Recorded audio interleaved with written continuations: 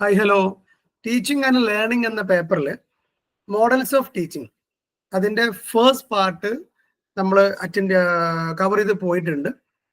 ഇനി അതിൻ്റെ ഒരു പകുതി ഭാഗത്ത് നിങ്ങളുടെയുള്ള സെക്കൻഡ് പാർട്ടാണ് ഇന്ന് നമ്മൾ കാണുക. സ്ക്രീനിൽ നിങ്ങൾക്ക് PPT കാണാൻ കഴിയും. അപ്പം കഴിഞ്ഞ ക്ലാസ്സിൽ എന്താണ് കവർ ചെയ്ത് വന്നത് എന്നുള്ളൊരു ചെറിയ ഓവർവ്യൂ ആണ് ഇവിടെ കാണുക. യൂണിറ്റ് 4 ആണ് മോഡൽസ് ഓഫ് ടീച്ചിങ്. അതിൽ ആദ്യം ടീച്ചിങ് മോഡൽ എന്നുള്ളതിലേക്കുള്ള ഒരു ഇൻട്രോ ആണ്. ആദ്യം എന്താണ് മോഡൽ എന്നാണ് ഇവിടെ പറയുന്നത്. Then we come to the teaching model. അത് കഴിഞ്ഞിട്ട് നേരെ നമ്മൾ അതിന് what is scientifically the definition of teaching model. ഇവിടെ 2 ഡെഫിനിഷൻസ് ആണ് സ്ക്രീനിൽ കൊടുത്തത്. I think there are 4 definitions are there in your textbook. And what are the characteristics of teaching model? What are the functions of teaching model? And അതിലെ fundamental elements of a teaching model. ഇതിലൊക്കെ ഇങ്ങനെ ഏറ്റവും focus ചെയ്യേണ്ട പോയിന്റുകൾ number ഇട്ട് ബോൾഡാക്കി കൊടുത്തിട്ടുണ്ട്. അത് പ്രത്യേകം ശ്രദ്ധിക്കണം. ആൻഡ് നെക്സ്റ്റ് ഒരു ഇതിലേക്ക് വരുമ്പോൾ types of teaching model. So there R 3 main types of teaching model. First one, philosophical teaching model. Second one, psychological teaching model. Third one, modern teaching models. അതിൽ ഫിലോസഫിക്കൽ ടീച്ചിങ് മോഡൽ ആണ്. അതുവരെയാണ് കഴിഞ്ഞ ക്ലാസ്സിൽ നമ്മൾ discuss ചെയ്തത്. So you can see the points here. Philosophical teaching model അതിൻ്റെ point ആണ്. Philosophical teaching മോഡലിനെ ഫോളോ ചെയ്യുന്ന ഒരു മോഡലാണ് പ്ലേറ്റോസ് ഇൻസൈറ്റ് മോഡൽ. ഇതിനു മുമ്പ് കഴിഞ്ഞ യൂണിറ്റിലും നമ്മൾ പ്ലേറ്റോന്റെ ഒരു തിയറിയും അദ്ദേഹത്തിന്റെ എഡ്യൂക്കേഷനിലുള്ള കോൺസെപ്റ്റുകളൊക്കെ നമ്മൾ കണ്ടിട്ടുണ്ടായിരുന്നു. സോ അതൊക്കെ പഠിച്ചിങ്ങനെ മുന്നോട്ട് വരുമ്പോഴാണ് ഇത് കുറച്ചുകൂടി കണക്റ്റഡ് ആവാനുള്ള സാധ്യത. ദെൻ പ്ലേറ്റോസ് ടീച്ചിങ് മോഡലിലുള്ള സ്റ്റെപ്പുകളാണ് ഇവിടെ, ഒരു 4 സ്റ്റെപ്പുകൾ അവിടെ പറയുന്നുണ്ട്. അതിനുശേഷം ഇമ്മാനുവൽ കാന്റിന്റെ റൂൾ ഓഫ് സോ അത്രയാണ് ആ ഒരു ഫിലോസഫിക്കൽ മോഡൽ ഓഫ് ടീച്ചിങ് അല്ലെങ്കിൽ ടീച്ചിങ് മോഡലിൽ വരിക.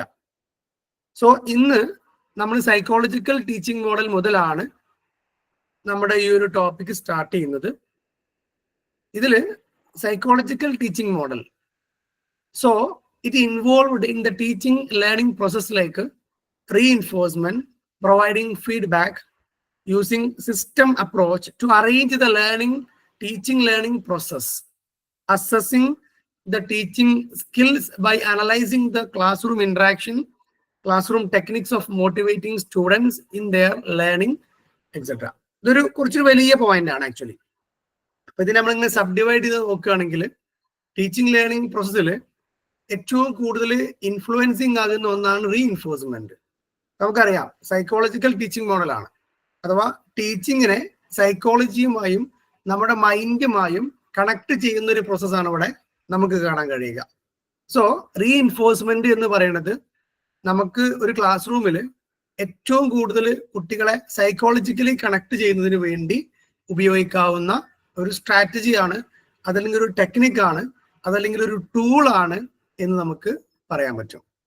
സോ പ്രൊവൈഡിങ് ഫീഡ്ബാക്ക്, അതേപോലെ തന്നെ ടീച്ചേഴ്സിനാണെങ്കിലും സ്റ്റുഡൻസിനാണെങ്കിലും it is most important to collect the feedback and to provide feedback. Feedback ആണ് ശരിക്കും നമ്മുടെ പ്രവർത്തനങ്ങളെ കൂടുതൽ പെർഫെക്റ്റ് ആക്കി മാറ്റുന്നത്. സോ ഇതിൽ സിസ്റ്റം അപ്രോച്ച് അതിനി ആ ഒരു ലാസ്റ്റ് ഭാഗത്ത് വരുന്നുണ്ട്. സിസ്റ്റം അപ്രോച്ച് ഒക്കെ ഉപയോഗിച്ചുകൊണ്ട് ടീച്ചിങ് ലേണിംഗ് പ്രോസസ്സിനെ കൂടുതൽ നന്നാക്കുക എന്നുള്ളതാണ് സൈക്കോളജിക്കൽ ടീച്ചിങ് മോഡലിന്റെ ഒരു ഇമ്പോർട്ടൻസ് അല്ലെങ്കിൽ അതിന്റെ ഒരു feature. Assessing the teaching skills by analysing the class room interaction. ഇവിടെ ഒരു ടീച്ചറുടെ സ്കില്ലിനെ അസസ് ചെയ്യുന്നുണ്ട്. അഥവാ സൈക്കോളജിക്കൽ ടീച്ചിങ് മോഡല് ഒരു ടീച്ചർ ആ ഒരു ടീച്ചറുടെ സ്കില്ല് അതിനെ അസസ് ചെയ്യുന്നുണ്ട്, അല്ലെങ്കിൽ അതിനെ കൂടി വിലയിരുത്തുന്നുണ്ട്. എങ്ങനെയാണ് ഒരു ടീച്ചറുടെ സ്കില്ലിനെ അതല്ലെങ്കിൽ ടീച്ചിങ്ങിനെ അസസ് ചെയ്യുന്നത് വെച്ചാൽ by analysing the class room interaction ആണ്. ക്ലാസ് റൂമിലെ അവരുടെ ഇന്ററാക്ഷൻ, classroom techniques of motivating students in their learning. ഒരു കുട്ടിനെ അവന്റെ ലേണിംഗിലേക്ക് എൻഗേജ് ചെയ്യിപ്പിക്കാൻ ഒരു ടീച്ചർക്ക് എത്രത്തോളം മോട്ടിവേറ്റ് ചെയ്യാൻ പറ്റും. സോ ആ ഒരു മോട്ടിവേഷനും ക്ലാസ് റൂമിലെ ഇന്ററാക്ഷനും എല്ലാം കണ്ടിട്ടാണ് a teacher can be assessed, അല്ലെങ്കിൽ ഒരു ടീച്ചറുടെ പെർഫോമൻസിലുള്ള അസസ്മെന്റ് ഉണ്ടായിരിക്കാം. So there are many psychological models of teaching. അതിൽ Glaser's basic teaching model, Ned Flanders classroom interaction model, Daniel Davis and സ്റ്റോറോസിന്റെ കമ്പ്യൂട്ടർ ബേസ്ഡ് ടീച്ചിങ് മോഡൽ. ഇങ്ങനെ 2-3 തരം teaching മോഡൽസിനെയാണ് സൈക്കോളജിക്കൽ മോഡൽസ് ഓഫ് ടീച്ചിങ്ങിന്റെ എക്സാമ്പിൾസ് ആയിട്ട് നമ്മുടെ ബുക്കിൽ കൊടുത്തിട്ടുള്ളത്. ഈ ഗ്ലാസേഴ്സ് ബേസിക് ടീച്ചിങ് മോഡലും Ned Flanders classroom interaction മോഡലും ഒക്കെ നമ്മൾ എന്ത് ചെയ്യും, ഇനി വരുന്ന സ്ലൈഡുകളിൽ കാണും. അതൊരു ചെറിയ മോഡൽസ് ആണ്, ചെറിയ കോൺസെപ്റ്റ് ആണെങ്കിൽ പോലും നമ്മുടെ സിലബസിന്റെ ഭാഗമായിട്ട് അത് വന്നതുകൊണ്ട് നമ്മൾ അത് നിർബന്ധമായിട്ട് അത് നോക്കിയിരിക്കണം എന്നുള്ളതാണ്. നമുക്ക് അറിയുന്ന പോയിന്റ് തന്നെയാണ്, പക്ഷെ ആ പേരുകൾ കേൾക്കുമ്പോൾ ഒരു ചെറിയ ഡിഫറൻസസ് മാത്രമാണ് ഉണ്ടാവുക. So first one, Glaser's basic teaching model. ഇതിനെ ഏറ്റവും ബേസിക് മോഡൽ ഓഫ് ടീച്ചിങ്, അതല്ലെങ്കിൽ ഒരു അധ്യാപനത്തിൽ ഉണ്ടാകേണ്ട ഏറ്റവും പ്രധാനപ്പെട്ട സ്റ്റെപ്പുകളായിട്ടാണ് ഈ ഒരു ഗ്ലാസേഴ്സ് ബേസിക് ടീച്ചിങ് മോഡലിനെ ഈ ഒരു ബുക്കിൽ അല്ലെങ്കിൽ നമ്മുടെ സിലബസിൽ പരിഗണിച്ചിട്ടുള്ളത്. There are 4 components or 4 parts. ഈ ഒരു ഗ്ലാസേഴ്സ് ബേസിക് മോഡലിൽ 4 ഭാഗങ്ങൾ, അതല്ലെങ്കിൽ 4 കോമ്പണൻസ് പറയുന്നുണ്ട്. അത് നമ്മുടെ നെക്സ്റ്റ് സ്ലൈഡിൽ നമുക്കത് കൃത്യമായിട്ട് കാണാം. Okay, then it is useful in several ways. ഏതൊരു മാർഗം നോക്കുകയാണെങ്കിലും, അല്ലെങ്കിൽ ഡിഫറെന്റ് അപ്രോച്ചിലൂടെ നമ്മൾ ടീച്ചിങ്ങിനെ നോക്കിക്കാണുകയാണെങ്കിലും, it would be most useful way of teaching model, അല്ലെങ്കിൽ വേ ഓഫ് ടീച്ചിങ്, അല്ലെങ്കിൽ ടൈപ്പ് ഓഫ് ടീച്ചിങ് മോഡൽ എന്ന് നമുക്ക് പറയാം. So it provides a simple but fairly adequate idea about the teaching process. അഥവാ സിമ്പിൾ ഐഡിയാസ് ആണ്, എന്നാൽ കുറച്ച് fairly ആണ്, അല്ലെങ്കിൽ കുറച്ച് ഇമ്പോർട്ടൻ്റ് ആണ്. Adequate idea about the teaching process. അപ്പൊ ഇതിൽ നമുക്ക് ഏറ്റവും അഡീക്വേറ്റ് ആയിട്ട്, ഏറ്റവും ബേസിക് ആയിട്ട് ഒരു ടീച്ചിങ്ങിൽ എന്തൊക്കെ ഉണ്ടാവണം എന്നൊക്കെ ഉള്ളതാണ് ആ ഒരു 4 കോമ്പണൻസ് എന്ന് പറയുന്നത്. അപ്പം അടുത്ത സ്ലൈഡിൽ അതിനെക്കുറിച്ച് പറയുമ്പോൾ അത് കൂടുതൽ മനസ്സിലാവും. It helps us organise the great body of fact, that concepts and principles.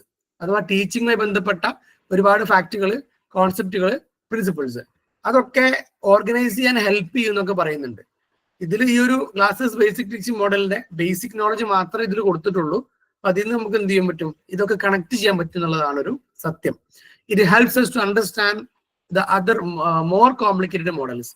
അഥവാ ഈ ഒരു സൈക്കോളജിക്കൽ ടീച്ചിങ് മോഡൽസ് പറയുമ്പോൾ നമുക്ക് എന്തുണ്ടാവും, കുറച്ചുകൂടി കോംപ്ലക്സ് ആയിട്ടുള്ള, കോംപ്ലിക്കേറ്റഡ് ആയ മോഡൽസ് കൂടി പരിചയപ്പെടാനുള്ള ഒരു ചാൻസ് അവിടെ ഉണ്ട്. സോ ബേസിക് ടീച്ചിങ് മോഡലിന്റെ കോമ്പണൻസ് ആണ് ഇവിടെ പ്രധാനമായിട്ട് നമ്മൾ ഹൈലൈറ്റ് ചെയ്യുന്നത്. 4 കോമ്പണൻസ് ആണ്. അതിന്റെ ഒരു ഗ്രാഫ് നമ്മൾ അവിടെ കൊടുത്തിട്ടുണ്ട്. ആ ഒരു കോൺസെപ്റ്റ് മാപ്പിംഗ് അവിടെ കൊടുത്തിട്ടുണ്ട്. അവിടെ കുറച്ച് ബ്ലോക്സുകൾ കാണാം. Instructional objective, entering behaviour, instructional procedures, performance assessment. അപ്പം ഇതിൽ ഓരോരോ കോളുകൾ നോക്കുകയാണെങ്കിൽ ഓരോരോ ആരോ മാർക്ക് ഇട്ടിട്ട് അതൊരു ഫ്ലോ ചാർട്ട് പോലെ കൊടുത്തിട്ടുണ്ട്. എന്നാൽ ഈ ഒരു ഫീഡ്ബാക്ക് എന്ന് താഴെ പറയുന്ന ആ ഒരു ലൈന്, അതിൽ നിന്ന് എല്ലാ ഭാഗങ്ങളിലേക്കും ഒരു ആരോ മാർക്ക് പോകുന്നതും കാണാൻ പറ്റും. സോ എന്താണ് ഒരു ഇൻസ്ട്രക്ഷണൽ ഒബ്ജക്റ്റീവ്? ഇത് നമ്മൾ ടീച്ചിങ്ങിന്റെ ഏറ്റവും ബേസ് ആണ് കേട്ടോ. അഥവാ ഒരു ടീച്ചർ നിർബന്ധമായിട്ട് അറിഞ്ഞിരിക്കേണ്ട 4 കാര്യങ്ങളാണ്. ഒരു ടീച്ചിങ്ങിന്റെ ഏറ്റവും ബേസിക് ആയിട്ട് നമ്മുടെ ക്ലാസ് റൂമിൽ നടക്കേണ്ടതും, അല്ലെങ്കിൽ നമ്മുടെ കരിക്കുലത്തിന്റെ ഭാഗമായി നമുക്ക് കാണാൻ കഴിയുന്നതുമായിട്ടുള്ള കുറച്ച് കാര്യങ്ങളാണ്. സോ ഇത് എനിക്ക് തോന്നുന്നു ഏറ്റവും കൂടുതൽ മനസ്സിലാവാനുള്ള സാധ്യത, പെട്ടെന്ന് കത്താനുള്ള സാധ്യത ഇപ്പോ ഇൻ സർവീസ് ടീച്ചേഴ്സിനാണ്. ദാറ്റ് മീൻസ് ഒരു സാധാരണ ഒരു ടീച്ചിങ് എക്സ്പീരിയൻസ് ഉള്ള ഒരാൾക്കാണ് ഇത് പെട്ടെന്ന് മനസ്സിലാവാനുള്ള സാധ്യത. ബുക്കിൽ ഇതിനെ പ്രസന്റ് ചെയ്തിരിക്കുന്നത് കുറച്ചൊരു കോംപ്ലക്സ് ആയിട്ടാണ്. സോ ഞാൻ ഇതിനെ കുറച്ച് സിംപ്ലിഫൈ ചെയ്തിട്ടാണ് ഇതിൽ ഇട്ടിട്ടുള്ളത്. അത് നിങ്ങൾക്ക് പെട്ടെന്ന് മനസ്സിലാവും എന്ന് പ്രതീക്ഷിക്കുകയാണ്. ഫസ്റ്റ് വൺ ഇൻസ്ട്രക്ഷണൽ ഒബ്ജക്റ്റീവ്സ് ആണ്. ഇൻസ്ട്രക്ഷണൽ ഒബ്ജക്റ്റീവ്സ് എന്ന് ഇവിടെ ഉദ്ദേശിക്കുന്നത് സാധാരണ നമ്മുടെ സ്കൂളിൽ ലേണിംഗ് ഒബ്ജക്റ്റീവ് അല്ലെങ്കിൽ ലേണിംഗ് ഔട്ട്കംസ് എന്ന് 2 പേരിൽ അറിയപ്പെടുന്ന ഒരു സാധനമുണ്ട്. ഒരു കുട്ടി ഒരു യൂണിറ്റ് പഠിച്ചു കഴിഞ്ഞാൽ ആ കുട്ടി ആ യൂണിറ്റിന്റെ ഭാഗമായി എന്തൊക്കെ അച്ചീവ് ചെയ്യണം എന്നുള്ളതാണ് ലേണിംഗ് ഔട്ട്കം അല്ലെങ്കിൽ ലേണിംഗ് ഒബ്ജക്റ്റീവ് എന്നതുകൊണ്ട് ഉദ്ദേശിക്കുന്നത്. സോ കഴിഞ്ഞൊരു സാഹചര്യത്തിൽ നമ്മൾ പറഞ്ഞിട്ടുണ്ടായിരുന്നു, നമ്മളൊരു ഹോൾ ടെക്സ്റ്റ് ബുക്ക് എന്ന് പറഞ്ഞാൽ അതിനെ പല യൂണിറ്റുകളായി, ആ ഓരോ യൂണിറ്റും അതിന്റെ അടിയിൽ ഒരു 3-4 ചാപ്റ്റേഴ്സ് ആയിട്ടൊക്കെ ഡിവൈഡ് ചെയ്തിട്ടുണ്ടാവും. ശരിക്കും നമ്മളെ ഈ ഒരു ഹോൾ ബുക്കിനെ എന്തിനാണ് ഇങ്ങനെ ചിലപ്പോൾ 2 പാർട്ട് ആക്കിയിട്ടുണ്ടാവും. പാർട്ട് 1, പാർട്ട് ബി, പാർട്ട് 2, അല്ലെങ്കിൽ part A, part B, part A തന്നെ 2-3-4 യൂണിറ്റ്, പാർട്ട് ബിയിൽ 2-3 യൂണിറ്റ്, ഓരോ യൂണിറ്റിനും താഴെ 2-3-4 ചാപ്റ്റേഴ്സ്. ശരിക്കും ഒരു കോഴ്സ് ബുക്കിനെ അല്ലെങ്കിൽ ഒരു ടെക്സ്റ്റ് ബുക്കിനെ എന്തിനാണ് ഇങ്ങനെ പാർട്ട് ആക്കണത്, അല്ലെങ്കിൽ യൂണിറ്റുകൾ ആക്കണത്, ചാപ്റ്റേഴ്സ് ആക്കണത്? എന്താണ് നിങ്ങളുടെ ഒരു view? For easy learning. For easy learning. Easy to understand. Easy to understand. Okay, then? Clear goals അല്ലെങ്കിൽ ആ ഒബ്ജക്റ്റീവ്സും കാര്യങ്ങളൊക്കെ എന്തിനാ ഏതൊക്കെയാണ് പോർഷൻസ് എന്നുള്ളതൊക്കെ കറക്റ്റ് ആയിട്ട് to set the goals and objectives. Okay, then? പിന്നെ ഒരു സ്ട്രക്ചർ ആയിട്ട് കൊണ്ടുപോകാനല്ലേ? Okay, to make it structured. Okay, then? First of all actually അല്ലേ ഒരു ടെക്സ്റ്റിനെ ഒരു കോഴ്സ് ബുക്കിനെ 2 പാർട്ട് ആക്കലല്ലേ, A, B എന്നൊക്കെ പറഞ്ഞിട്ട്.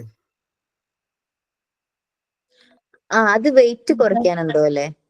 അത് വെയിറ്റ് കുറയ്ക്കാനാണ് ഒന്ന്. കാരണം കുട്ടികള് പിന്നെ അല്ലെങ്കിൽ അത്രയും വലിയൊരു ബുക്ക് കൊണ്ടുവരണ്ടേ, ഒന്ന് കഴിഞ്ഞാല് അടുത്തേക്ക് പോവാലോ. പിന്നെ അവർക്ക് ഒരു ബുക്കല്ലേ ഉള്ളൂ, കുറച്ചല്ലേ ഉള്ളൂ എന്നൊക്കെ സിമ്പിൾ ആയിട്ട് തന്നെ ഫീൽ ചെയ്യാനൊക്കെ ഒരു സാധ്യത ഉണ്ട്. പിന്നെ യൂണിറ്റുകളാക്കണത് എന്തിനാ? ഒരു ടെക്സ്റ്റിന്റെ ഒരു 4 യൂണിറ്റ് ഒക്കെ ആണ് എന്തിനാ? ഓരോ യൂണിറ്റിന്റെ ഒരു തീം ആയിരിക്കും. I mean chapter. That is A good point.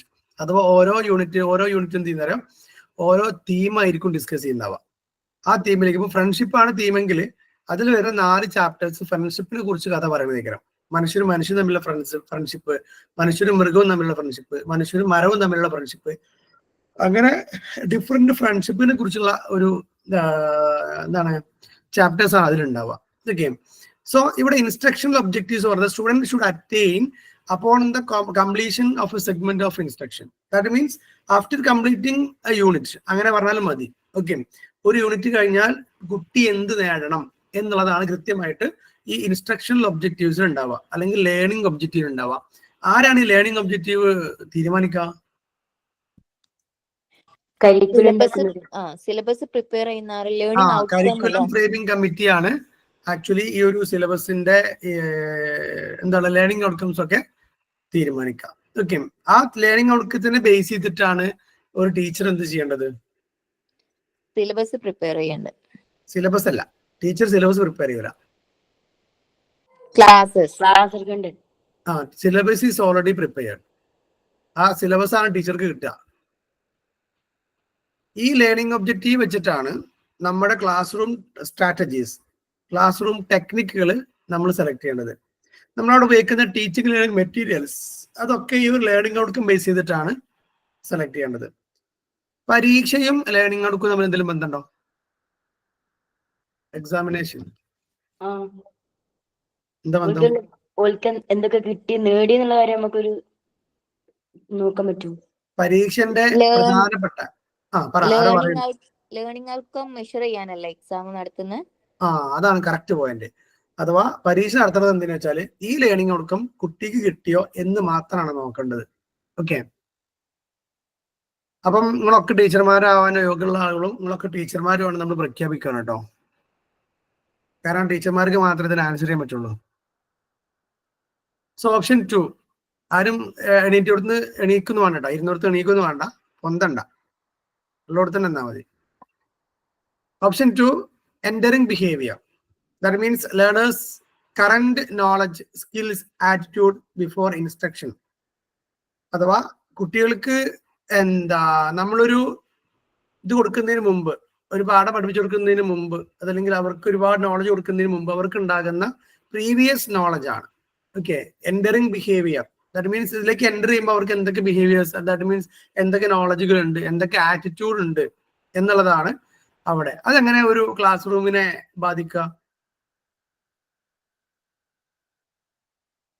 അറിയുന്ന കുട്ടികൾ വിളിച്ചു പറയും, അപ്പൊ അറിയാത്ത കുട്ടികൾ ഇതെന്തോ വലിയ സംഭവം എന്ന് വിചാരിച്ചിട്ട് അത് കൺഫ്യൂസ്ഡ് ആവും. പ്രീവിയസ് നോളജ് ഉണ്ട് അല്ലെങ്കിൽ പ്രീവിയസ് നോളജ് ഇല്ല, ഇത് ഒരു ടീച്ചറെ ബാധിക്കുവോ അല്ലെങ്കിൽ ലേണിങ്ങിനെ ബാധിക്കുവോ? ഒരു ഇടങ്ങാറായി പോകും ടീച്ചേഴ്സ്. അമ്മ ട്യൂഷനൊക്കെ പോയി കുട്ടികൾ വന്നാലേ ഓരിങ്ങനെ വിളിച്ചു പറയുമ്പോ ടീച്ചർക്കും തിരിയില്ല ഏതൊക്കെ പോർഷൻ കവർ ചെയ്തെന്ന്, ഞങ്ങൾക്കും തിരിയില്ല ഏതൊക്കെ അവിടെ കഴിഞ്ഞു. ടീച്ചർ ഇടങ്ങാറാണെങ്കിൽ നല്ല പ്രശ്നം ഇവിടെ. വേറൊരു തിയറിയിൽ നമ്മൾ പറഞ്ഞിട്ടില്ലേ, new knowledge shall be constructed upon the previous knowledge എന്ന് പറഞ്ഞിട്ടില്ലേ? പറഞ്ഞിട്ടുണ്ട്. അതാണ് main. Okay. 3 instructional procedure, that means the strategies, method and activities employed by the teacher to facilitate teaching. ടീച്ചിങ്ങിന്റെ ബന്ധപ്പെട്ട് ശരിക്ക് 3 ടേംസ് ഉണ്ട്. അഥവാ ടീച്ചിങ് അപ്രോച്ച്, മെത്തേഡ്, സ്ട്രാറ്റജി, ഇങ്ങനെയുള്ള 3 ടേംസ് ഉണ്ട്. 4 ടേംസ് പറയാം. 1 approach, 2 strategy, 3 method or technique. ഇങ്ങനെ 3 സാധനങ്ങളുണ്ട്. അപ്രോച്ച് പറഞ്ഞാൽ ശരിക്കും കരിക്കുലം ഫ്രെയിം ചെയ്യുമ്പോൾ അപ്പൊ തന്നെ ഉണ്ടാക്കുന്നതാണ്. കേരളത്തിൽ മൊത്തം ഒറ്റ അപ്രോച്ചാണ് ഉണ്ടാവുക.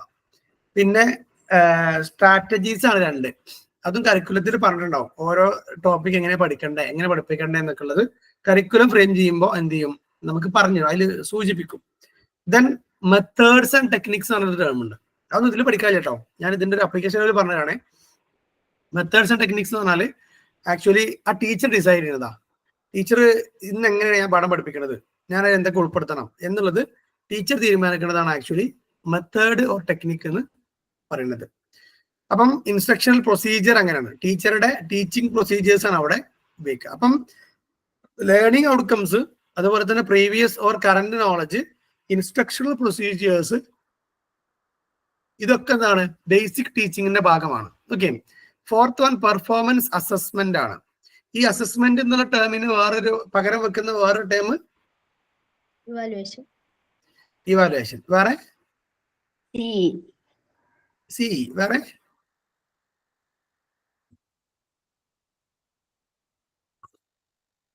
എക്സാമിനേഷനേ, പരീക്ഷ അല്ലേ? അസസ്മെന്റ് ശരിക്കും ഫോർമേറ്റീവ് അസസ്മെന്റ്, സമ്മേറ്റീവ് അസസ്മെന്റ് എന്ന് പറഞ്ഞിട്ട് 2 തരം അസസ്മെന്റുകൾ ഉണ്ട്. എന്തൊക്കെയാണ്? Formative and summative. Formative and summative. Formative എന്ന് പറഞ്ഞാൽ ഇടക്കിടക്ക് നമ്മൾ ഈ പുട്ടിക്ക് തേങ്ങടൂലേ,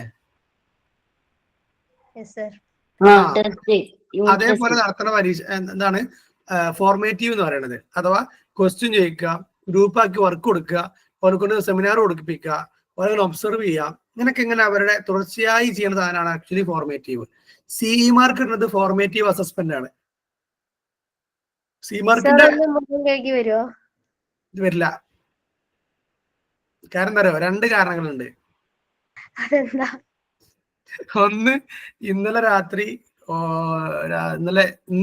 സുബൈക്ക് 4:30 കടന്നത്. 2, കുറച്ച് മന്തി കഴിച്ചിക്കണ്. ആ 2 കാരണങ്ങളാണ്. വെള്ളം അവിടെ ഉണ്ട്.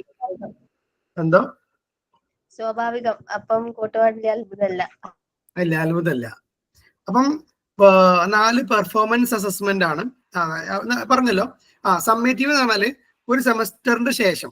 അതേപോലെ ഇത് ഓഫ് ആക്കണോ, മറ്റേ നമ്മളെ വീഡിയോ ഓഫ് ആക്കണോ? വേണ്ട സർ, ഉറങ്ങി പോവും. എന്നാ എനിക്ക് കടന്ന് ക്ലാസ് എടുക്കാലോ. പിന്നെ എന്താ പറഞ്ഞേ, ഒരു സെമസ്റ്ററിന്റെ ശേഷം, അതേപോലെ ഒരു ഇയറിന്റെ ശേഷം. ഓക്കെ. അപ്പൊ നടത്തുന്നതാണ് ആക്ച്വലി സമ്മേറ്റീവ് അസസ്മെന്റ്. ഇതൊന്നും നിങ്ങൾക്ക് പഠിക്കാനില്ല. എന്താ പറയണേ? For extra knowledge. ക്ലാസ്സിൽ അപ്ലൈ ചെയ്യേണ്ടിട്ടേക്കും. നമ്മൾ ഒരു കഥ പറഞ്ഞില്ലേ, 2 കയ്യിലിന്റെ കാര്യം. വലിയ കയ്യിൽ ഒഴിച്ചു കൊടുത്താൽ ചെറിയ കയ്യിൽ മിസ്സായി. എന്റെ കയ്യിൽ വലിയ കയ്യിലാ നിങ്ങൾ കാണിക്കാൻ വേണ്ടി കഥ പറയാം കേട്ടോ. ഓക്കെ. അപ്പം പിന്നെ എന്തിനാണ് ശരിക്കും ഈ ഫോർമേറ്റീവ് സമ്മേറ്റീവ് ഉപയോഗിക്കുക? ഇത് നിർബന്ധത്തിൽ നമുക്ക് അറിയണത്. കാരണം നമ്മൾ സ്കൂളിൽ പോകുമ്പോൾ, നമ്മൾ ഇത് ഫീൽഡിലേക്ക് ഇറങ്ങുമ്പോൾ ഇതൊക്കെ അവിടെ ഉണ്ട്. റൈറ്റ്. എന്തിനാണ് ഫോർമേറ്റീവ്, എന്തിനാണ് സമ്മേറ്റീവ്, എന്തിനാ ഇടക്കിടക്ക് ചെക്ക് ചെയ്യണേ? ഒന്ന് ചെക്ക് ചെയ്താൽ പോരെ? അല്ല, അപ്പൊ നമുക്ക് കുട്ടികളെ പിടിച്ചാൽ കിട്ടൂല, ഫുള്ളായിട്ട് കൺട്രോൾ പോവും. പിടിച്ചാൽ കിട്ടാത്തോണ്ടല്ല പാത്തോ. നമ്മള് ഒരു കുട്ടിയില്ലേ, ഇപ്പൊ സമ്മേറ്റീവ് മാത്രം നടത്താം, പരീക്ഷ ലാസ്റ്റ് ഇയർ എക്സാം മാത്രം നടത്താണെങ്കിൽ അതിന്റെ ഒരു ഫ്രണ്ടിന്റെ കഥ പറഞ്ഞുതരാം. ഞങ്ങള് ഡിഗ്രി പഠിക്കുമ്പോൾ ഇയർ ആണ്. ഓക്കെ. അപ്പം ലാസ്റ്റ് എക്സാമിന്റെ അന്ന് അവള് എന്ത് ചെയ്താലോ, നന്നായിട്ട് പഠിക്കാൻ വേണ്ടിയിട്ട് ഒരാഴ്ച ഫുൾ ഹാർഡ് വർക്ക് ചെയ്ത് പരീക്ഷന്റെ തലേദിവസം 2 ദിവസമായിട്ട് ഉറങ്ങിയിട്ടില്ല. അങ്ങനെയൊക്കെ ഭയങ്കരമായി ഹാർഡ് വർക്ക് ചെയ്തിട്ട് പരീക്ഷന്റെ തലേ ദിവസവും ഉറങ്ങാതെ പഠിച്ച് പരീക്ഷ നമുക്ക് ഓടിക്കുന്ന തലവേദന, പരീക്ഷയ്ക്ക് വരാൻ പറ്റില്ല. എന്താവും? ആ കുട്ടിനെ നമ്മൾ തോൽപ്പിക്കോ ജയിപ്പിക്കോ? ഓഫ് കോഴ്സ് തോൽപ്പിക്കും. അത് നീതിയാണോ? അക്കോർഡിംഗ് ടു എക്സാമിന് കൺട്രോൾ ക്ലിയർ. ഞാനല്ല, നമ്മളെ സുബോധത്തിന് നീതിയാണോ അത്? ഒരു കുട്ടി എല്ലാ ക്ലാസ്സിലും പങ്കെടുത്ത് എല്ലാ വർക്കും ചെയ്ത് പരീക്ഷ അന്ന് മാത്രമേ കുട്ടിക്ക് എന്ത് പറ്റില്ല, വരാൻ പറ്റില്ല. പക്ഷെ അതിന് ഇവിടെ വാല്യൂ ഇല്ലല്ലോ, എക്സാം എഴുതുന്നതിലല്ലേ വാല്യൂ ഉള്ളൂ. അല്ല, അതിന് വാല്യൂ വേണ്ടേ? അത് വേണം. അത് നമ്മൾ സെമിനാർ എടുത്ത ടോപ്പിക്ക് നമ്മൾ ഇന്റേണൽസ് എക്സാമിന് വന്ന് എഴുതൂലല്ലോ. ഇന്റേണൽസ് ഒക്കെ കൊടുക്കാം. ഇന്ത്യൻസ് മാത്രം പോലെ ഈ കുട്ടികൾ ആലോചിക്കണേ, ഈ കുട്ടി ശരിക്കും 1ാം റാങ്ക് വാങ്ങേണ്ട കുട്ടിയാണെങ്കിലോ, അത്രയും പഠിക്കുന്ന കുട്ടിയാണ്, ആ പരീക്ഷയ്ക്ക് മാത്രം കുട്ടിക്ക് വരാൻ പറ്റില്ല. അപ്പം ശരിക്കും നമ്മളെ മെമ്മറി അല്ലെ? അതൊന്നും പറഞ്ഞിട്ട് കാര്യമില്ല. ആ കുട്ടിക്ക് അറിയണ്ടേ എക്സാം ആണ് വരുന്നത്. അതൊക്കെ പറഞ്ഞു കൊടുക്കലുണ്ട്. നമ്മളോടെല്ലാം പബ്ലിക് എക്സാം ബോയ്സിനോട് പ്രത്യേകിച്ച് എന്നെ സൈക്കിളൊന്നും ഓടിക്കാൻ നിൽക്കണ്ട, വണ്ടി ഒന്നും ഇപ്പോ കെനാലൊന്നും കുളിക്കാൻ നിൽക്കണ്ട, അങ്ങനെയൊക്കെ ടീച്ചേഴ്സ് പറയുന്നുണ്ടല്ലോ. ആയിക്കോട്ടെ, എന്നാലും അത്ര ബുദ്ധിയില്ലാത്ത ടീച്ചേഴ്സ് ആയതുകൊണ്ടേ കയറാം നമ്മളോട് അങ്ങനെ പറഞ്ഞിട്ടില്ല. അതുകൊണ്ട് നമ്മൾ എന്ത് ചെയ്തു, ആ കുട്ടി ലീവാക്കി അന്ന്. ഏതായാലും ആ സിസ്റ്റത്തിൽ എന്തോ ഒരു പരാജയം ഉണ്ട് എന്നുള്ളതുകൊണ്ടാണ് ആക്ച്വലി കുട്ടിനെ. അല്ല, എന്നിട്ട് ബാക്കി എന്താ? എനിക്ക് ഒരു എക്സാം പിന്നെ 2ാം തീയതി എടുത്താ പിന്നെ എഴുതി, വേറെ ഓപ്ഷൻ ഇല്ലല്ലോ. അപ്പം അതിന് പകരം CCE അഥവാ നമ്മുടെ CE മാർക്ക് അല്ലേ, അത് CCE എന്നാ പറയാ. എന്ത് CCE പറഞ്ഞാല്? Continuous and comprehensive evaluation. Okay, ഇപ്പൊ അതിന് അസസ്മെന്റ് എന്നുള്ള പേർക്ക് മാറ്റിയിട്ടുണ്ട്. അപ്പം പിന്നെ അങ്ങനെയാണെങ്കിൽ വെച്ചാൽ ഒരു കുട്ടി ഒരു ദിവസം ലീവായി കുഴപ്പമൊന്നുമില്ല, കാരണം അതിന്റെ അപ്പുറം കുട്ടി വന്നിട്ടുണ്ടാവും. അപ്പൊ അവിടെ നിന്നൊക്കെയുള്ള മാർക്ക് കുട്ടിക്ക് കിട്ടും. റൈറ്റ്. അപ്പൊ പെർഫോമൻസ് അസസ്മെന്റ് എന്ന് പറഞ്ഞാൽ ഇവിടെ ഇത്രയേ ഉള്ളൂ. Evaluation of the learners progress and achievement in the relation to the instructional objective. Learning ഔട്ട്കത്തിലേക്ക് ഒരു കുട്ടി എത്രത്തോളം പെർഫോം ചെയ്യുന്നുണ്ട് അതിനെ ഇവാലുവേറ്റ് ചെയ്യുക, അതിനെ അസസ് ചെയ്യുക. അതാണ് ഇവിടെ പെർഫോമൻസ് അസസ്മെന്റ് എന്ന് പറയുന്നത്. അപ്പൊ ഈ 4 കാര്യങ്ങൾ നോക്കുകയാണെങ്കിൽ ഇൻസ്ട്രക്ഷണൽ ഒബ്ജക്റ്റീവ് ആയിട്ട് ലേണിംഗ് ഔട്ട്കംസ്, എന്റൽ ബിഹേവിയർ എന്ന് പറഞ്ഞാൽ learners current knowledge, instructional procedures എന്ന് പറയുന്നത് നമ്മുടെ ടീച്ചേഴ്സിന്റെ സ്ട്രാറ്റജീസ്, മെത്തേഡ്സ്, ടെക്നിക്സ് ഒക്കെ, പെർഫോമൻസ് അസസ്മെന്റ് എന്ന് പറഞ്ഞാൽ കുട്ടികളെ അസസ് ചെയ്യാനുള്ള മാർക്കുകൾ. ഈ 4ഉം ടീച്ചിങ്ങിന്റെ ഏറ്റവും ബേസിക് അല്ലേ? അതുകൊണ്ടാണ് കഴിഞ്ഞ സ്ലൈഡിൽ കണ്ടോ, ഈ സ്ലൈഡിൽ കണ്ടോ, ഫസ്റ്റ് പോയിന്റ് കാണി, considered as the basic model of teaching. Okay, ഇനി നമ്മൾ നേരെ assessing the class room climate. അപ്പൊ അസസ്മെന്റ് എന്നുള്ള മേഖലയിൽ നിങ്ങളൊരു 50% കാര്യങ്ങൾ പഠിച്ചു കഴിഞ്ഞു കേട്ടോ. ഇനി അതിൽ കുറച്ച് ടൈപ്സ് ഓഫ് അസസ്മെന്റും അതിന്റെ കുറച്ച് അസസ്മെന്റ് ടൂൾസും ഒക്കെ പഠിച്ചാൽ നിങ്ങൾ അസസ്മെന്റ് എന്നുള്ള ഒരു മേഖലനെ മൊത്തം പഠിച്ചു കഴിയും. ഈ PSCക്കും കേട്ടറ്റിനും ഒക്കെ വരുന്നൊരു മേഖലയാണ് അസസ്മെന്റ് എന്ന് പറയുന്നത് കേട്ടോ. അപ്പൊ ഇപ്പൊ പറയാൻ നേരില്ലാത്തതുകൊണ്ട് തൽക്കാലം ബേസിക് ടീച്ചിങ് മോഡലിന്റെ ഭാഗം തന്നെയാണോ? ഐ മീൻ അതിന്റെ കണ്ടിന്യൂഷൻ ആണോ? അതിന്റെ ഒക്കെ ഒരു ഭാഗം തന്നെ. ഇതിൽ നിങ്ങൾ ഈ നമ്പർ നോക്കിയാൽ മനസ്സിലാവും. ഇപ്പം കണ്ടോ 4-8. ഓക്കെ, ബാക്കിലേക്ക് നോക്കുക കേട്ടോ. 4-8 സൈക്കോളജിക്കൽ ടീച്ചിങ് മെത്തേഡ്സ് മോഡൽസ്. 4-8-1 കണ്ടോ, ക്ലാസ്സസ് ബേസ്. അപ്പൊ 4-8-ന് 1 പിന്നെ 4-8-1 1-1. ദാറ്റ് മീൻസ് ഗ്ലാസേഴ്സിന്റെ തിയറിന്റെയും സബാണ് ഇത്. ഇനി 4-8-2. ഓക്കെ, അപ്പം എവിടേക്ക് പോകും? ഇതിന്റെ നെക്സ്റ്റിലേക്ക് പോകും. അപ്പൊ ആ ഒരു ശരിക്കും നിങ്ങൾക്ക് ആ ഒരു ഇത് മാത്രം കണ്ടാൽ മതി. ഏത് സബ് പോയിന്റ് മാത്രം കണ്ടാൽ നിങ്ങൾക്ക് മനസ്സിലാവും. എന്താ നിങ്ങൾക്ക് സ്ക്രീനിൽ വേറെ കാണുന്നുണ്ടോ? ഇല്ല സർ. ഓക്കെ, എന്റെ ഇതിലേ സ്പേസ് കുറവാന്ന് പറഞ്ഞിട്ട് ഒരു മെസ്സേജ് കണ്ട്, അത് ഇനി റെക്കോർഡിങ്ങിനെ ബാധിക്കോ എന്തോ അറിയില്ല. So assessing the class room climate. Okay, classroom climate can be assessed by measuring the interaction between teacher and student and the attitude of the students. ഒരു ടീച്ചറുടെ ക്ലാസ് റൂം നമ്മൾ ഈ പറഞ്ഞ പോലെയൊക്കെ ആണോ എന്ന് അസസ് ചെയ്യുന്നതിന് നമുക്ക് എന്തുണ്ടോ, ക്ലാസ് റൂം ഇന്ററാക്ഷൻ നോക്കിയാൽ മതി. ടീച്ചർ സ്റ്റുഡന്റ് ഇന്ററാക്ഷൻ നോക്കിയാൽ മതി. അതേപോലെ തന്നെ ആറ്റിറ്റ്യൂഡ് ഓഫ് ദ സ്റ്റുഡൻസ്. കുട്ടികൾ ക്ലാസ്സിൽ ഉറക്കം തൂങ്ങിയിരിക്കുകയാണെങ്കിൽ ആ ക്ലാസ്സിനെ നമ്മൾ എങ്ങനെ വിലയിരുത്തണം? ടീച്ചർ പോരാ മീൻസ് ടീച്ചർ പോരാന്ന് പറയാൻ കഴിയില്ല. കാരണം വെച്ചാല് ആ സ്ട്രാറ്റജി പോരാ, അല്ലെങ്കിൽ ആ ടോപ്പിക്ക് പോരാ, അങ്ങനെയൊക്കെ ഉണ്ടാവില്ലേ? അത് സെക്കൻഡറി അല്ലേ? എന്നാലും ടീച്ചർമാരെ നമ്മളൊന്ന് സേവ് ആക്കിയാലേ നല്ലത്. ഞാൻ ഫ്യൂച്ചർ അങ്ങനെ ആലോചിച്ചില്ല. അതാ പറയണേ. Developed an interaction analysis system. ഇത് നമ്മൾ ഇതിൽ വരുന്നുണ്ട് കേട്ടോ. ഈ ഫ്ലാൻഡേഴ്സ് ഇന്ററാക്ഷൻ അനാലിസിസ് സിസ്റ്റം എന്നുള്ളത് അപ്പുറത്തെ സ്ലൈഡിൽ വരുന്നുണ്ട്. To measure the interaction between teacher and students. ഈ ഇതിലുണ്ടല്ലോ, ഫ്ലാൻഡേഴ്സ് ഇന്ററാക്ഷൻ അനാലിസിസ് മെഷർമെന്റിൽ ടീച്ചറും ടീച്ചർ ടോക്കും കുട്ടികളുടെ സംസാരം തമ്മിലൊരു അനാലിസിസ് വരുന്നുണ്ട്. അതിന്റെ ഒരു മെഷർമെന്റും കാര്യങ്ങളൊക്കെ വരുന്നുണ്ട്. So there R 10 categories in this system. 7 categories are assigned to teacher talk. അപ്പൊ ഈ ഒരു ഇതെന്ന് വെച്ചാൽ മൊത്തത്തിൽ കണക്ട് ചെയ്യാണ്, സൈക്കോളജിക്കൽ മോഡൽസിനെ കണക്ട് ചെയ്യാണ്. അപ്പം ഈ ഒരു ഇതിന്റെ ഫ്ലാൻഡേഴ്സിന്റെ മോഡലില് 7 കാറ്റഗറീസും ഒക്കെ വരുന്നുണ്ടെന്ന് പറയുന്നുണ്ട്. 7 categories are assigned to teacher talk and to student talk. ഇതെന്താന്ന് വെച്ചാല് നമ്മള് അതിലിങ്ങനെ ഓരോരോ ഇത് കൊടുക്കുകയാണ്, ഒരു കാറ്റഗറൈസ് ചെയ്യാണ് മൊത്തം ക്ലാസ് റൂം അറ്റ്മോസ്ഫിയറിനെ. അപ്പൊ അതില് ടീച്ചർ ടോക്കിനും സ്റ്റുഡന്റ് ടോക്കിനും ഒക്കെ നമ്മളിങ്ങനെ മാർക്ക് ഇട്ട് കൊടുക്കും. അങ്ങനെ മാർക്ക് ഇട്ടിട്ട് ഒരു ടോട്ടൽ ചെയ്യുന്ന ഒരു സംഭവമാണിത്. ദാറ്റ് മീൻസ് ഓരോരോ ഇതിന്റെ അടുത്ത സൈഡിലൊക്കെ അതിന്റെ കുറച്ച് റൂൾസ് പറയുന്നുണ്ട്.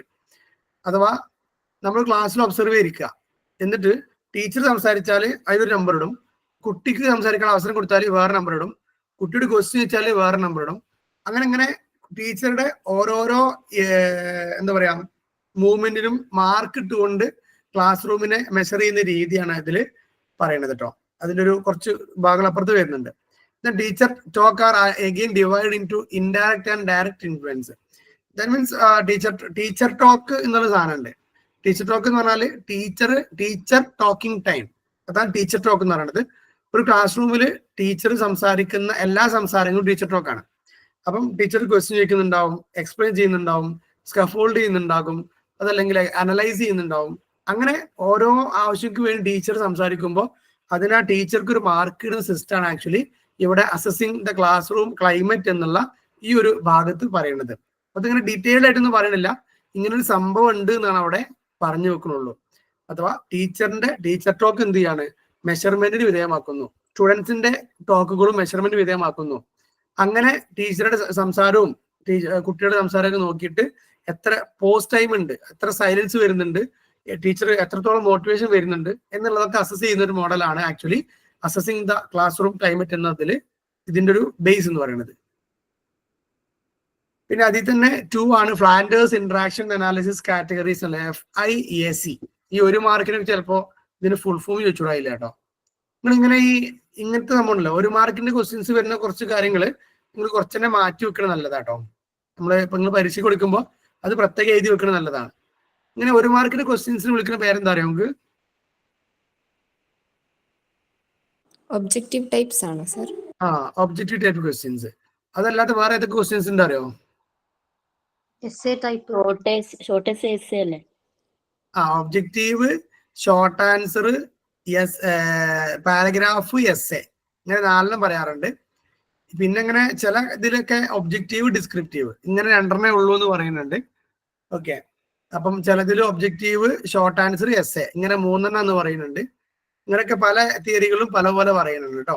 ശരിക്കും നമുക്ക് ക്വസ്റ്റ്യൻ പേപ്പർ പൊതുവെ ഉണ്ടാവുക 1 മാർക്കിന്റെ മാർക്കൊക്കെ ഒബ്ജക്റ്റീവ് ആണ്, 2, 3, 4 ഒരു ഷോർട്ട് ആൻസർ വരും, 5, 6, 7 ലെവലൊക്കെ വരുന്നൊരു എസ്സേ പാരഗ്രാഫ് ക്വസ്റ്റ്യൻ ആയിട്ട് വരും. ദെൻ 8 മുതൽ 15, 20 വരെയൊക്കെ എസ്സേ ആയിട്ടൊക്കെ വരും. ഇനി ഇവിടെ ഫ്ലാൻഡേഴ്സ് ഇന്ററാക്ഷൻ അനാലിസിസ് കാറ്റഗറീസ് എന്നുള്ളതിൽ ഒരു ക്ലാസ് റൂമിൽ നമ്മൾ നിർബന്ധമായും ചെയ്യേണ്ട കുറച്ച് കാര്യങ്ങളാണ് ഇവിടെ പറയുന്നത്. ഒന്ന്, accept the feelings of people. എന്താണ് ഈ PU, PIL-ഉം PEO, PLE ആ രണ്ടും തമ്മിലുള്ള ഡിഫറൻസ് എന്താ? പ്യൂപ്പിളും പീപ്പിളും. Pupil students അല്ലേ? പ്യൂപ്പിൾ സ്റ്റുഡന്റ് ആണ്, അത് ഒരു വിദ്യാർത്ഥി എന്നുള്ളതാണ്.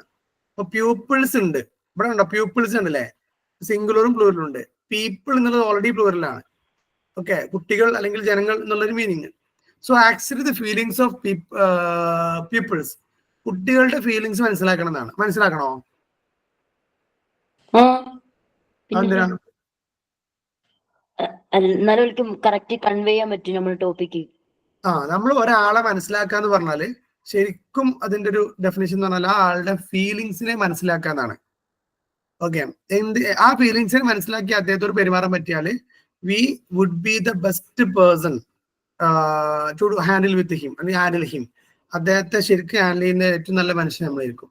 2, പ്രൈസ് ആൻഡ് എൻകറേജ് എന്നാണ്. അഥവാ അവരുടെ എല്ലാ പ്രവർത്തനങ്ങളും നമ്മൾ പ്രൈസ് ചെയ്യുക, എൻകറേജ് ചെയ്യുക. Jokes to release tension. കുട്ടികൾ നമ്മൾ കുറച്ച് തമാശകൾ പറയാ, പക്ഷേ എന്താവരുത്, not at someone's expense or not says no. That means വേറൊരാളെങ്ങനെ ഹേർട്ട് ചെയ്തിട്ടോ അങ്ങനെയൊന്നും നമ്മൾ തമാശ ആക്കേണ്ട ആവശ്യമില്ല. അല്ലാണ്ട് തമാശകൾ ക്ലാസ്സിൽ പറയാം. Accept or uses ideas of peoples. കുട്ടികളുടെ ആശയങ്ങളെ പരിഗണിക്കുക, അഥവാ സ്റ്റുഡൻസിന്റെ വോയിസ് കൃത്യമായിട്ട് നമ്മൾ എന്ത് ചെയ്യുക, ഇവാലുവേറ്റ് ചെയ്യുക, അതിന് വാല്യൂ കൊടുക്കുക. 4, ആസ്ക് ക്വസ്റ്റ്യൻസ്. ക്ലാസ് റൂമിൽ എപ്പോഴും ഒരുപാട് ക്വസ്റ്റ്യൻസ് ചോദിക്കുന്ന ഒരാളാണ് ടീച്ചർ. സ്കഫോൾഡിങ് ക്വസ്റ്റ്യൻസ്, അതല്ലെങ്കിൽ കോംപ്രഹെൻസീവ് ക്വസ്റ്റ്യൻസ് എന്നൊക്കെ നമ്മുടെ ക്വസ്റ്റ്യൻസിന് പല പേരുകളുണ്ട്. അപ്പം അത്തരം ക്വസ്റ്റ്യൻസ്, അതിന് നമ്മൾ ആ സ്കില്ലിന് പറഞ്ഞ പേരാണ് പ്രോബിംഗ് ക്വസ്റ്റ്യൻ, ഓക്കെ, അല്ലെങ്കിൽ ആസ്കിങ് ക്വസ്റ്റ്യൻ. സോ ആ ഒരു ക്വസ്റ്റ്യനിങ് എന്നുള്ള ഒരു സ്കില്ല് നമ്മളിൽ എപ്പോഴും ഡെവലപ്പ് ചെയ്യും. നമ്മൾ ഒരുപാട് ക്വസ്റ്റ്യൻസ് ചോദിക്കുന്ന ആളുകളാവണം എന്നാണ്. പിന്നെ ലെക്ചേഴ്സ് ആണ്. ലെക്ചറിങ് നമ്മുടെ ക്ലാസ്സിൽ ആവശ്യമായിട്ട് വരും. പ്രത്യേകിച്ച് ഈ ലെക്ചറിങ് എന്നുള്ളത് ഏത് ക്ലാസ്സിലാണ് സൂട്ടബിൾ? ലോവർ ക്ലാസ്സിലാണോ ഹയർ ക്ലാസ്സിലാണോ? ഹയർ ക്ലാസ്സിലേക്ക് മാത്രമാണ് ശരിക്കും ലെക്ചറിങ് എന്നുള്ളത്. കാരണം നമ്മൾ എന്ത് ചെയ്യാണ്, നമ്മൾ കുറെ ഫാക്ടുകളും ഒപ്പീനിയൻസ് ഒക്കെ കൊടുക്കുകയാണ്. But that is suitable only എന്ന് പറയാൻ കഴിയില്ല, എന്നൊക്കെ ഏകദേശം ഓൺലി എന്ന് പറയാം ടു ദ ഹയർ ക്ലാസ്സസ്. പിന്നെ ഗീവ് ഡയറക്ഷൻ ആണ്. അഥവാ എന്ത് ഒരു ആക്ടിവിറ്റി കൊടുക്കുകയാണെങ്കിലും, എന്ത് വർക്ക് അസൈൻ ചെയ്യുകയാണെങ്കിലും അതിന്റെ പ്രിയർ ആയിട്ട്, അഥവാ അതിന് മുമ്പേ നമ്മൾ എന്ത് ചെയ്യണം, clear cut instructions and direction shall be given. Just പുറത്തു വിട്ട് കല്ലെടുത്ത് വരാൻ പറയുകയാണെങ്കിൽ പോലും എങ്ങനെ പോകണം, എവിടെ പോകണം, എത്ര പോകുന്ന കല്ലെടുക്കണം എന്നുള്ളത് കൃത്യമായി കൊടുക്കണം. Okay. Then criticise or justifies authority. That means നമ്മളെ എന്താ പറയാ, ക്രിട്ടിക്കൽ മൈൻഡിലൂടെ അവരെ അപ്രോച്ച് ചെയ്യാം. അത് അതോറിറ്റി എന്ന് ഉദ്ദേശിക്കുന്നത് നമ്മളിപ്പോ അങ്ങനെ മാനേജ്മെന്റ് കുറ്റം പറയാ എന്നുള്ളതൊന്നുമല്ല. ആരാണോ പിന്നെ ഒരു പ്രവർത്തനം ചെയ്തത്, അല്ലെങ്കിൽ ആരാണ് അതിന് ഉത്തരവാദി, അവരെ എന്ത് ചെയ്യുക, പിന്നെ ക്രിട്ടിസൈസ് ചെയ്യുക എന്നുള്ളതാണ്. ചീത്ത പറയാ എന്നുള്ളതല്ല കേട്ടോ. ക്രിട്ടിസൈസ് എന്നുള്ള വാക്കിന് ശരിക്കും എന്താ അർത്ഥം, മലയാളത്തിൽ എന്താ അർത്ഥം? വിലയിരുത്തലാണോ? വിലയിരുത്തൽ, ഇവാലുവേഷൻ ആണ്. ക്രിട്ടിസൈസ് ചെയ്യാന്ന് പറഞ്ഞാൽ ശരിക്ക് മലയാളത്തിൽ എന്താ അർത്ഥം? രണ്ടർത്ഥം പറയാറുണ്ട്. ഒന്ന് വിമർശനം, നിരൂപണം. വിമർശനം.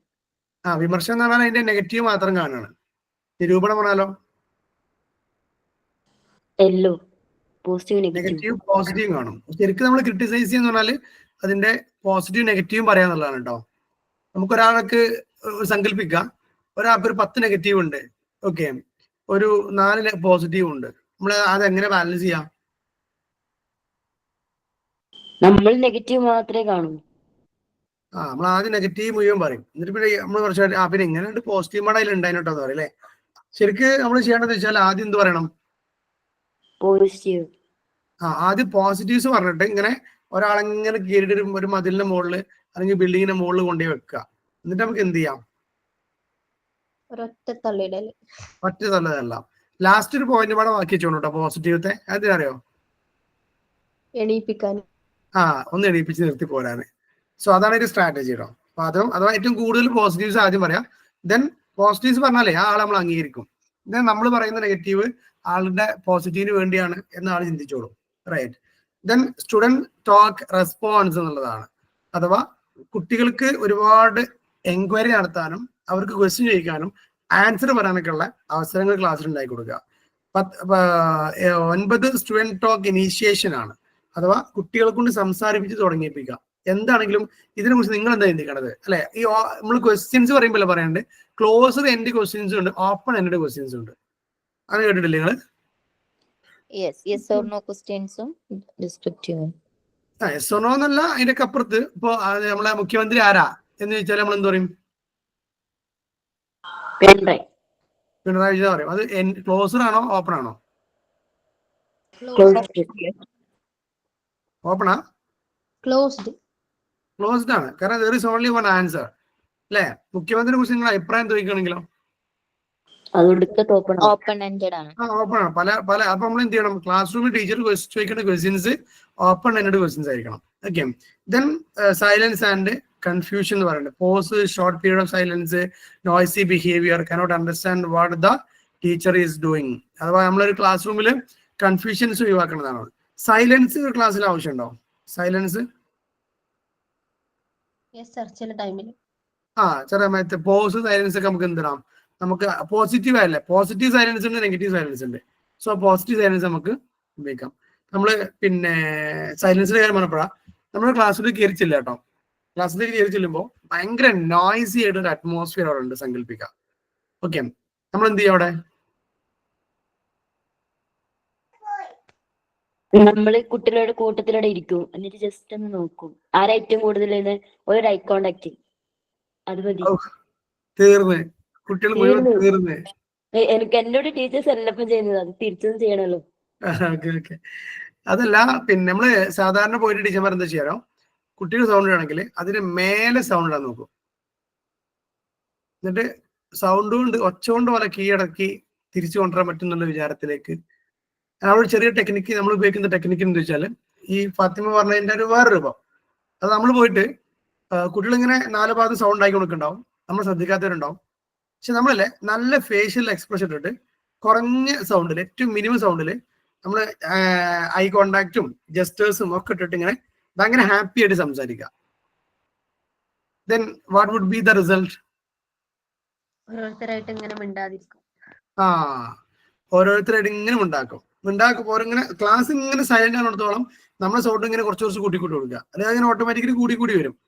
ഈ കുട്ടിക്ക് തോന്നണം ടീച്ചർ എന്തോ കാര്യമായി സന്തോഷിച്ച് എന്തോ പറയണ്ടേ, ചീത്ത പറയരുത്, സന്തോഷിച്ച് ഇങ്ങനെ ഭയങ്കര എക്സ്പ്രഷൻ ഇട്ടിട്ട് ഇങ്ങനെ കണ്ണൊക്കെ ഇങ്ങനെ വലുതാക്കി നമ്മൾ ഭയങ്കര എക്സ്പ്രഷൻ ഇട്ടൊക്കെ സംസാരിച്ച് ഇങ്ങനെ പതുക്കെ വളരെ മിനിമം സൗണ്ടില്. അപ്പൊ അവരൊക്കെ എന്ത് ചെയ്യുന്നാരോ എല്ലാവരും ഉണ്ടാകും. എന്നിട്ട് അപ്പൊ നമ്മളിങ്ങനെ പതുക്കെ സൗണ്ട് കൂട്ടി ഇങ്ങനെ കൊടുത്തിട്ട് ഒരു ചെറിയ കഥ എന്തിനൊക്കെ പറഞ്ഞു കൊടുത്തിട്ട് നേരെ അവരെ ക്ലാസ്സിലേക്ക്. മേശമ എത്ര കാലം തല്ലോടാ. ടു ബി ഓണസ്റ്റ് അതാണ്. എത്ര കാലം ആ അരിന്റെ സൗണ്ട് ഒക്കെ ഒരു കുറെ കേട്ടതാണ്. ഇടക്കൊന്ന് ആദ്യം പറഞ്ഞ പോലെ ഒരിടത്ത് പോയിരുന്ന് ആരാ എന്താ ചെയ്യണമെന്നൊക്കെ അങ്ങനെ ആ എന്താ പറയാ ഡേഞ്ചർ സാധനങ്ങളുണ്ടല്ലോ അല്ലെ, അതെടുത്ത് ഇങ്ങനെ കളയാ. ഈ പിന്നെ പരീക്ഷയ്ക്ക് ഇതൊക്കെ നമ്മളിങ്ങനെ ഒരാൾ ഭയങ്കര നമ്മൾ ഡിസ്റ്റർബ് ചെയ്യുമ്പോൾ ശരിക്കും ആ ഡിസ്റ്റർബ് ചെയ്യുന്ന ആള് ഭയങ്കര സെൽഫ് കോൺഫിഡൻസ് ഉള്ള ആളാണ്. അപ്പൊ നമ്മൾ ഒരു ചീത്ത പറഞ്ഞാലും നോക്കിയാലും ഒന്നും പേടിക്കാത്ത ആളായിരിക്കും. ആളെ മീറ്റ് ചെയ്യാന് ഞാൻ ചെയ്യാറെന്താ വെച്ചാല് അവരുടെ കൂടെ നിൽക്കുന്ന വേറൊരാൾ കൂടി ഉണ്ടാവും. അപ്പൊ പരീക്ഷയ്ക്ക് ഒപ്പിടിക്കുക സങ്കല്പിക്കാം, കാണിച്ചു കൊടുക്കുന്ന ഒരാളുണ്ടാവും, നോക്കിയതിന് വേറെ ആളുണ്ടാവും. അതിൽ വീക്കസ്റ്റ് പേഴ്സൺ ആരാ നോക്കുക, ഏറെ വീക്ക് ആരാ നോക്കുക. എന്നിട്ട് എന്ത് ചെയ്യണം? ഓനോട് പറയാ ഇന്നെ നോക്കിയതിൽ ഓന്റെ പേപ്പറും കൂടെ ഞാൻ വാങ്ങുവേൻ. അഥവാ ഈ വീക്കായ ആളെ പിടിച്ച് നെട്ടിക്കുക. അപ്പൊ ആളെന്ത് ചെയ്യും? പെട്ടെന്ന് നെട്ടും, മറ്റേ ആൾക്കുള്ള എല്ലാ വഴിയും തടയപ്പെടും. ഞാൻ അങ്ങനെയൊക്കെയാണ് ചെയ്യാറുള്ളത്. ഇതൊക്കെ ഭയങ്കരല്ലേ, ഞാൻ പഠിക്കുന്ന ഇത് തന്നെയാണല്ലോ, മാറ്റിയില്ല. നാട്ടിലേക്ക് പരീക്ഷ മാറ്റിയിട്ടില്ലല്ലോ. ഇത് പുതിയത് കണ്ടെത്തിയിട്ട് എനിക്ക് പറഞ്ഞു തരണം കേട്ടോ. Then observing the interactions and recording to systematically എന്നാണ്. ഇത് ഞാൻ നേരത്തെ പറഞ്ഞതിന്റെ ഒരു ബാക്കിയൊരു സാധനം കേട്ടോ. ഒരു ക്ലാസ് റൂം ഇന്ററാക്ഷൻ എങ്ങനെയാണ് ഒബ്സർവ് ചെയ്യുക, അതിനെങ്ങനെയാണ് സിസ്റ്റമാറ്റിക്കലായിട്ട് റെക്കോർഡ് ചെയ്യുക എന്നൊക്കെയുള്ള സാധനമാണ്. ഇതിന്റെ തുടക്കം മാത്രമേ ഇതിൽ പറയുന്നുള്ളൂ. ഇത് കഴിഞ്ഞാൽ ഇതിന്റെ ഒരു മെട്രിക്സ് ഉണ്ട്, ഒരു കാൽക്കുലേഷൻ ഉണ്ട്, അത് ഇതിൽ ഉണ്ടാവില്ല. So the observer seats in the class room in the best position to hear and see the participants. ഒരാള് ക്ലാസ് ഒബ്സർവ് ചെയ്യാൻ പോവാണ്, ഒരു ടീച്ചറുടെ ക്ലാസ്. ശരിക്കും ടീച്ചറുടെ സംസാരവും കുട്ടികളുടെ സംസാരം എല്ലാം കേൾക്കുന്ന ഒരു സ്ഥലത്ത് പോയിരിക്കുന്നു. 5 to 10 minutes to get acclimatized. ആ ഒരു സാഹചര്യം മനസ്സിലാക്കാൻ വേണ്ട ഒരു 5-10 മിനിറ്റ് അവിടെ ഇങ്ങനെ ഒന്നും ചെയ്യാതിരിക്കുന്നു. then begins to record it every 3 seconds. പിന്നെ ഓരോരോ 3 സെക്കൻഡിലും അല്ലെങ്കിൽ ഇടയ്ക്കിടയ്ക്ക് എന്ത് ചെയ്യാണ്, ഓർ 5 seconds നമ്മൾ എന്ത് ചെയ്യാണ്, ഈ ഒരു ക്ലാസ് റൂം ഇന്ററാക്ഷനെ മാർക്ക് ചെയ്യാണ്. ഓക്കെ, ഗ്രേഡ് അല്ലെങ്കിൽ mark ഇടാണ്. The type of interaction takes place by writing the number of categories to which it belongs. അഥവാ നമ്മൾ ഓരോരോ നമ്പർ ആണ് ഓരോരോ ആക്ടിവിറ്റിക്ക് അല്ലെങ്കിൽ ഓരോരോ ആക്ഷൻസിനും കൊടുക്കുന്നത്. ഇതിലൊരു എക്സാമ്പിൾ കൊടുത്തിട്ടാണ് നമ്പർ 4, അത് 4 എന്നിടാം ക്വസ്റ്റ്യൻസിനാണ്. ടീച്ചർ ഓരോ പ്രാവശ്യം ക്വസ്റ്റ്യൻ വെച്ചാൽ 4 എന്ന് മാർക്ക് ഇടുന്നു. അതുപോലെ കുട്ടികളെ അപ്രീഷിയേറ്റ് ചെയ്താൽ 2 എന്നിടുന്നു. അതുപോലെ തന്നെ ലെക്ചറിങ്ങിലേക്ക് പോകുമ്പോൾ 5 എന്നിടുന്നു. ഇങ്ങനെയൊക്കെ നമ്മൾ എന്ത് ചെയ്യാണ്, ടീച്ചറുടെ ഒരു ക്ലാസ്സിനെ അസസ് ചെയ്യുക, ഇവാലുവേറ്റ് ചെയ്യാൻ വേണ്ടിയിട്ട് നമ്മൾ ഒരു മാർക്ക് ഇടുന്ന സിസ്റ്റമാണ് ആക്ച്വലി ഈ ഒരു observing the interaction and recording dum systematically എന്നുള്ള ഒരു ഇതിൽ പറയുന്നത്. ലൈവ് റെക്കോർഡിംഗ് വേണമെങ്കിൽ നമുക്ക് ചെയ്യാന്ന് പറയുന്നുണ്ട്. ഇവിടെ ഈ ട്രാൻസ്ഫോമിംഗ് ദ റെക്കോർഡ് ഡാറ്റ, ഇങ്ങനെ ഈ ഒരു പീരീഡ് മൊത്തം നമ്മൾ എന്ത് ചെയ്യും, ഇങ്ങനെ 4, 2, 3, 5 ഇങ്ങനെ മാർക്ക് ഇട്ടിട്ട് അതിനെ മൊത്തം കാൽക്കുലേറ്റ് ചെയ്യുന്ന ഒരു കാൽക്കുലേഷൻ ആണ് ടെക്സ്റ്റ് ബുക്കിലുള്ളത്. അത് ഞാൻ ഇതിൽ ആഡ് ചെയ്തിട്ടില്ല. അപ്പൊ നിങ്ങൾ ജസ്റ്റ് ഒന്ന് നോക്കുക, മനസ്സിലാവാനുള്ള സാധ്യത കുറവാണ്. അപ്പൊ ജസ്റ്റ് നോക്കിയിട്ട് അതിൽ 2 ടാബുകളുണ്ട്, 2 ഭാഗങ്ങളുണ്ട്. അത് നമ്മൾ ഒരു PPT ഉൾപ്പെടുത്തിയിട്ടില്ല. ഓക്കെ, അത് ഒന്നുകിൽ നമ്മൾ എന്ത് ചെയ്യും, അടുത്തൊരു ഭാഗത്ത് കഴിഞ്ഞിട്ട് വേറൊരു സന്ദർഭത്തിൽ പറഞ്ഞുതരും. അതല്ലെങ്കിൽ നിങ്ങൾ നോക്കിയിട്ട് മനസ്സിലാവുകയാണെങ്കിൽ അങ്ങനെ പോവാം. ഒരു ഇമ്പോർട്ടൻ്റ് ആയ ഭാഗമൊന്നുമല്ല, പക്ഷെ ഒരു ചെറുതാണെങ്കിലും ഒരു പ്രോബ്ലം പോലെ ഒരു സാധനം അവിടെ ഉണ്ട്. ഞാൻ ഇതിൽ ഉൾപ്പെടുത്തിയിട്ടില്ല. നമ്മൾ നേരെ അതിന്റെ ബാക്കിയിലേക്ക് പോകണം കേട്ടോ. ഡാനിയൽ ഡേവിസിന്റെ and Stolurow computer based teaching model, ഇതൊരു തേർഡ് ടീച്ചിങ് മോഡലാണ്. അപ്പൊ ഇതിന് മുമ്പത്തത് നമ്മൾ പറഞ്ഞല്ലോ, അത് തൽക്കാലം നമ്മൾ ചെറിയൊരു സ്കിപ്പ് ഇട്ടിക്കാണ് കേട്ടോ.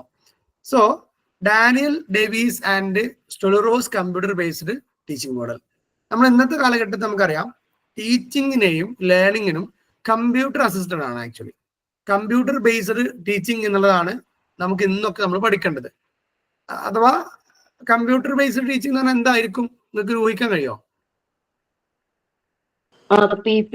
Use of audio visuals. ഒന്ന് ടീച്ചിങ് ലേണിംഗ് മെറ്റീരിയൽസ് ആയിട്ട് കമ്പ്യൂട്ടർ ഉപയോഗിക്കാം. പിന്നെ കമ്പ്യൂട്ടർ ബേസ്ഡ് ഇൻസ്ട്രക്ഷൻസ് ഒക്കെ ഉണ്ട്.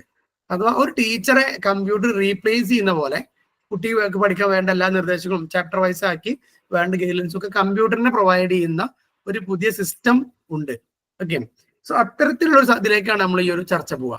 The computer replaces the teacher in making decision and providing actual instruction. ടീച്ചർക്ക് പകരം കമ്പ്യൂട്ടർ ഇൻസ്ട്രക്ഷൻസ് കൊടുക്കുന്ന ഒരു അവസ്ഥയിലേക്ക് മാറുന്നതാണ്. എവിടെ ചൈനയിലോ എവിടെയോ ഒരു കമ്പ്യൂട്ടർ അഥവാ AI ടീച്ചേഴ്സ് ഒക്കെ വന്നിട്ടുണ്ട്. കേരളത്തിൽ വന്നിട്ടുണ്ടല്ലോ, ഐറിസ് എന്നാണ് പേര് തോന്നുന്നു. കേരളത്തിൽ ഒരു ന്യൂസ് വായിച്ച പോലെ ഉണ്ട്, അതിന്റെ പേര് ഐറിസ് എന്നൊക്കെ പറഞ്ഞിട്ട്. അപ്പം ഇതിലിവിടെ 2 തരം ഫേസസ് പറയുന്നുണ്ട്, പ്രീ ട്യൂട്ടോറിയൽ ആൻഡ് ട്യൂട്ടോറിയൽ. അപ്പൊ ക്ലാസ്സിന് മുമ്പും ക്ലാസ്സിന് സമയത്ത് നോക്കി പറഞ്ഞിട്ട് 2. പ്രീ ട്യൂട്ടോറിയൽ പറയുന്നത് it has a single purpose to select for a particular student. അഥവാ ഏത് സ്റ്റുഡന്റിന് ഏത് ടോപ്പിക് ആണ് കൊടുക്കേണ്ടത് എന്നുള്ളതാണ് പ്രീ ട്യൂട്ടോറിയൽ സ്റ്റേജിൽ. The most suitable instructional program that will be achieve particular instructional objectives. അഥവാ ഏത് ലേണിംഗ് ഒബ്ജക്റ്റീവില് ഏത് കുട്ടിക്ക് ഏത് ക്ലാസ് പോകണം അതാണ് പ്രീ ട്യൂട്ടോറിയൽ ഫേസിന്റെ ഭാഗത്ത് വരിക. The computer researches for a suitable program for instruction. അങ്ങനെ ഓരോ കുട്ടിക്ക് വേണ്ട ഇൻസ്ട്രക്ഷൻസ് കമ്പ്യൂട്ടർ എന്ത് ചെയ്യും, സെർച്ച് ചെയ്തിട്ട് സെറ്റ് ചെയ്യുന്നതാണ് പ്രീ ട്യൂട്ടോറിയൽ ഫേസ്.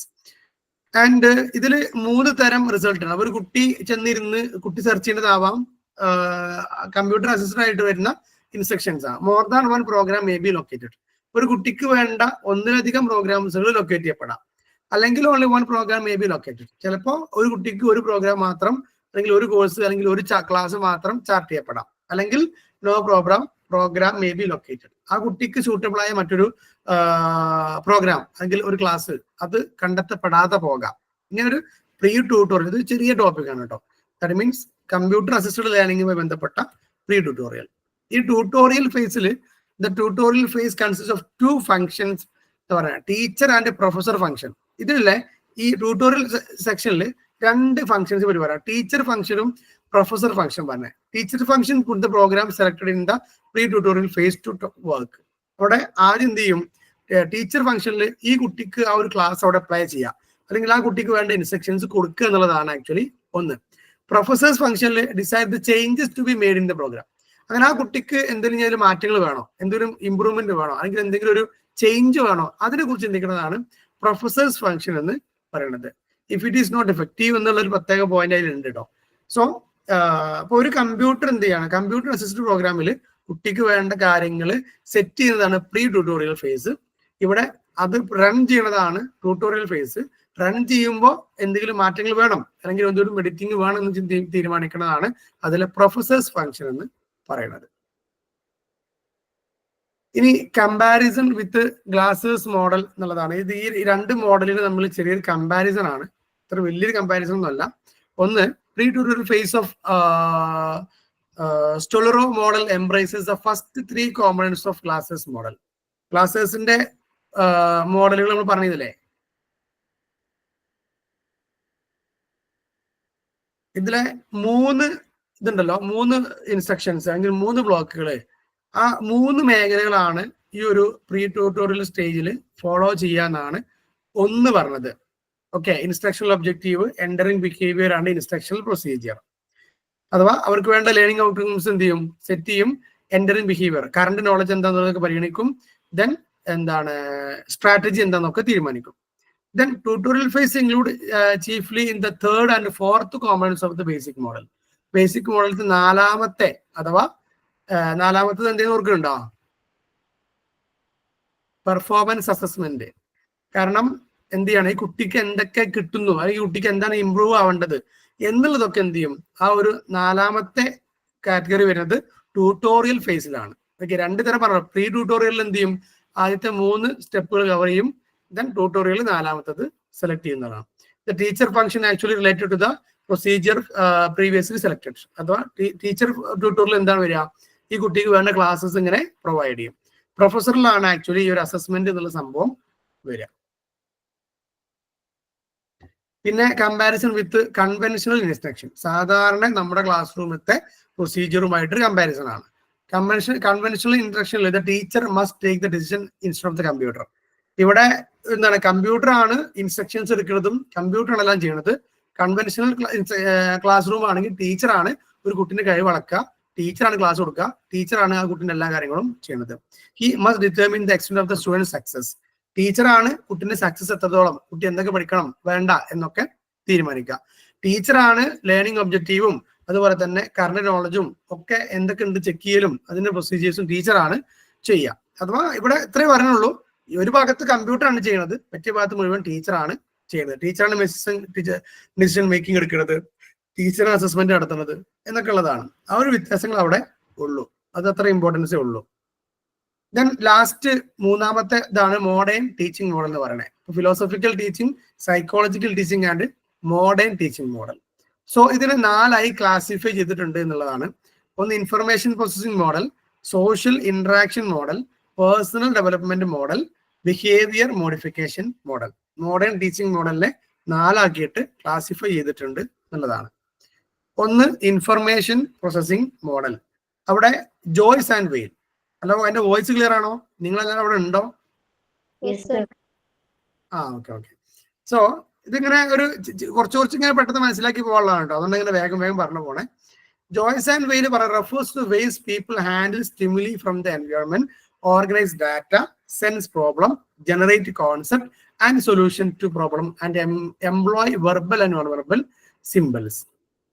ഇവിടെ മോഡേൺ ടീച്ചിങ് മോഡലിൽ അതിന്റെ 1ാമത്തെ ഇൻഫർമേഷൻ പ്രോസസിംഗ് മോഡൽ. എങ്ങനെയാണ് കുട്ടികൾക്ക് ഇൻഫർമേഷൻ കിട്ടുക, അറിവ് കിട്ടുക. അപ്പൊ അതില് ജോയ്സ് ആൻഡ് വെയിൽ പറഞ്ഞതാണ് എങ്ങനെയാണ്, refers to the ways people handle stimuli from the environment. പ്രകൃതി എന്നുള്ള കാര്യങ്ങൾ ചെയ്യുമ്പോഴാണ് കുട്ടികൾക്ക് എന്ത് ചെയ്യുന്നത്, അറിവ് കിട്ടുന്നത്. Organise data, sense problem, generate concept. അവരെന്ത് ചെയ്യും, ഒരു ഡാറ്റ ഓർഗനൈസ് ചെയ്യും, എന്തൊക്കെ പ്രശ്നങ്ങൾ മനസ്സിലാക്കും, കാര്യങ്ങൾ അവർ എക്സ്പീരിയൻസ് ചെയ്യും, അതിനുവേണ്ട സൊല്യൂഷൻസ് അവർ കണ്ടെത്താൻ ശ്രമിക്കും. അത് അവരെന്ത് ചെയ്യും, എംപ്ലോയ് ചെയ്യും, അതല്ലേ നമ്മുടെ അവർ അവതരിപ്പിക്കുകയും ചെയ്യും. അങ്ങനെയാണ് കുട്ടികൾക്ക് അറിവ് കിട്ടുക, അഥവാ ഇൻഫർമേഷൻ പ്രോസസ്സിംഗ് നടക്കുക. എൻവയോൺമെന്റിനുമായിട്ട്, പ്രകൃതിയുമായിട്ട് നേരിട്ട് കമ്മ്യൂണിക്കേറ്റ് ചെയ്യുമ്പോഴാണ് ഒന്ന്. Then give importance intellectual development of students. ഇവിടെ ഈ എല്ലാ കാര്യങ്ങളും കുട്ടിന്റെ ഇന്റലക്ച്വൽ ഡെവലപ്മെന്റിനെ ബാധിക്കും, അല്ലെങ്കിൽ ഇന്റലക്ച്വൽ ഡെവലപ്മെന്റിന് കാരണമാകും എന്ന് പറയുന്നുണ്ട്. നമ്മൾ സോഷ്യൽ കോൺസ്റ്റിറ്റ്യൂസ് ഒക്കെ പറഞ്ഞിരുന്നു, ഒരു കുട്ടി എന്ത് ചെയ്യണം, പ്രകൃതിയുമായിട്ട് ഇടപെടണം, അല്ലെങ്കിൽ ജീവിതത്തിൽ അനുഭവങ്ങൾ ഉണ്ടാവണം, അല്ലെങ്കിൽ ചലഞ്ചിങ് ടാസ്കുകൾ ഉണ്ടാവണം. അപ്പോഴാണ് കുട്ടിന്റെ ഇന്റലക്ച്വൽ ഡെവലപ്മെന്റ് ഡെവലപ്പ് ചെയ്യുക, അല്ലെങ്കിൽ ഇന്റലക്ച്വൽ ഡെവലപ്മെന്റ് സംഭവിക്കുക എന്ന് നമ്മൾ പറഞ്ഞിട്ടുണ്ടായിരുന്നു. Aims at developing students abilities such as creativity, logical thinking, analysing, organising information, retaining them in memory. അപ്പൊ ഇതൊക്കെ എന്താണ്, ഒരു കുട്ടിയിൽ ഉണ്ടാവേണ്ട സ്കില്ലാ. ഈ സ്കില്ല് മുഴുവൻ കുട്ടി അക്വയർ ചെയ്യുന്നത് എന്താണ്, എപ്പോഴും പഠന പ്രവർത്തനങ്ങള്, സമൂഹവുമായുള്ള ഇന്ററാക്ഷനിൽ കുട്ടി ഇടപെടുമ്പോഴാണ് എന്നുള്ളതാണ്. ഞാൻ ചോദിച്ചോട്ടെ, നമ്മുടെ ക്ലാസ്സിൽ കുട്ടിക്ക് ക്രിയേറ്റിവിറ്റി എന്ന് പറഞ്ഞൊരു എന്ത് ചെയ്യണം, ഒരു സ്കില്ല് ഇമ്പ്രൂവ് ചെയ്യണം. അതിനുവേണ്ടി as a teacher what should we do, അല്ലെങ്കിൽ what can we do?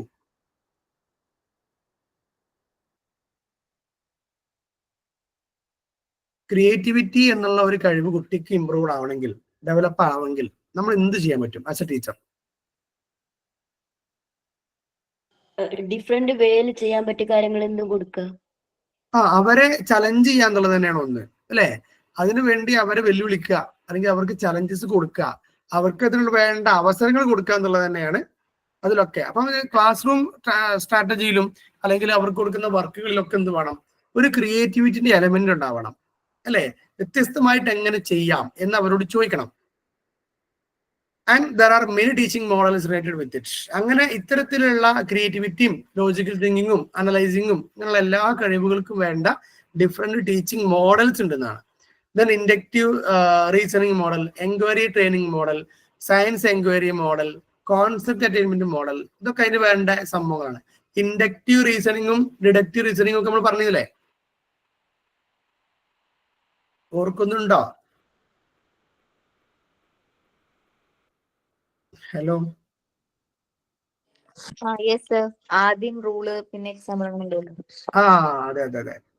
Then enquiry training model അഥവാ എൻക്വയറി ലേണിംഗ്, അവർ കണ്ടെത്തി പഠിക്കുക. സോ ഇത്തരത്തിലുള്ള കുറെ മെത്തേഡ്സ് ഉപയോഗിച്ച് നമുക്ക് എന്ത് ചെയ്യാം, ഇൻഫർമേഷൻ പ്രോസസിംഗ് മോഡൽ അല്ലെങ്കിൽ ഇൻഫർമേഷൻസ് കുട്ടികളിലേക്ക് എത്തിക്കാം. 2 സോഷ്യൽ ഇന്ററാക്ഷൻ മോഡലാണ്. Give importance personal social relation and ability to integrate one self with others. ഇവിടെ കൂടുതൽ ഫോക്കസ് ചെയ്യുന്നതാണ് സോഷ്യൽ ഇന്ററാക്ഷൻക്കാണ്. നമ്മൾ ഒന്നാമത്തെ ഇൻഫർമേഷൻ പ്രോസസിംഗ് മോഡലിൽ ഇത് പറയുന്നുണ്ട്, പക്ഷെ എങ്കിലും കുട്ടിന്റെ ഒരു ഇൻഡിവിജ്വൽ കഴിവുകളാണ് ഇവിടെ ഫോക്കസ് ചെയ്തത്. ഓക്കെ, ഇവിടെ സോഷ്യൽ ഇന്ററാക്ഷൻ മോഡൽ വരുമ്പോഴേക്ക് കുട്ടീനെ എന്ത് ചെയ്യണം, കൂടുതൽ സോഷ്യൽ ഗ്രൂപ്പിലേക്ക് അതിന്റെ ഹാർമണിയിലേക്ക് എത്തിക്കുകയാണ്. Okay, so based on principle all education is socialisation, അഥവാ സോഷ്യലൈസേഷൻ ആണ് എല്ലാ വിദ്യാഭ്യാസവും, അതിന് സമൂഹമാണ് ശരിക്കുള്ള പാഠപുസ്തകം എന്ന് ഉള്ള ഒരു കോൺസെപ്റ്റ് ആണ് ഇവിടെ നടക്കുന്നത്. Emphasise democratic practices in the class room.